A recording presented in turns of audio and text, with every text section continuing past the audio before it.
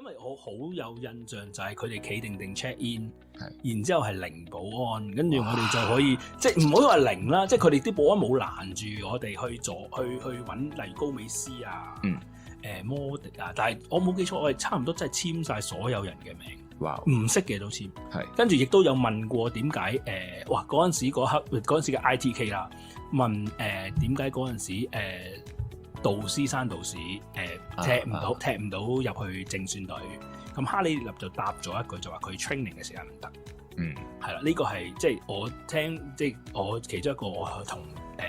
Harry Redknapp 或者係當其時嘅 Kevin Bonds 其中一個嘅對話啦，係好有印象，即係當其時因為真係你可以好近咁去接觸一班職球員。同而家我喺英國好似遙遙萬里咁樣好唔同，係啦。英國真係一個足球主導嘅國家嚟嘅，好深刻印象嘅就係當你啱啱過去咗嗰年嘅歐洲國家杯，係啦，咁英格蘭入到決賽噶嘛，冇錯，係啦，咁成個國家都會係一個即係直至到決賽之前咧，都係一個舉國歡騰嘅情況嚟嘅。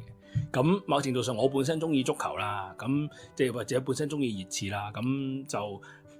相對地適應係會好嘅，咁我亦都當然都調翻轉咁，我有啲朋友完全對足球係一竅不通或者唔中意足球，好似你咁中意籃球嘅，咁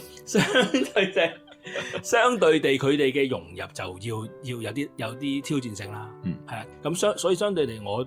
自己本身中意足球或者中意熱刺，咁令到成件事就理順咗好多啦。曼市就絕對係啦，因為曼市嗰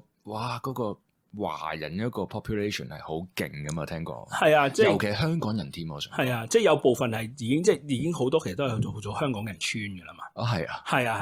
所以佢即係例如有啲地方 Warrington 啊，咁之前可能有啲地產商好吸力咁樣去 sell 俾啲香港人啦，咁就好多人都去咗嗰度啦。咁伯明翰亦都有啲咁嘅香港人村嘅，即係倫敦周邊地區亦都有咁多香港人村嘅。咁但係如果就聽眾係想去移居嘅話咧，呢個係唔可以作為參考嘅。你一定要去到嗰一個區，認真體會到，就算係我伯明翰區，你亦都要認真去睇每一個細區嘅民風。我係用民風係啦，民風同埋市容呢兩樣嘢。你如果可以去到嗰度先體驗一下嘅話，先至再揀定居地咧，咁我覺得先至會穩陣。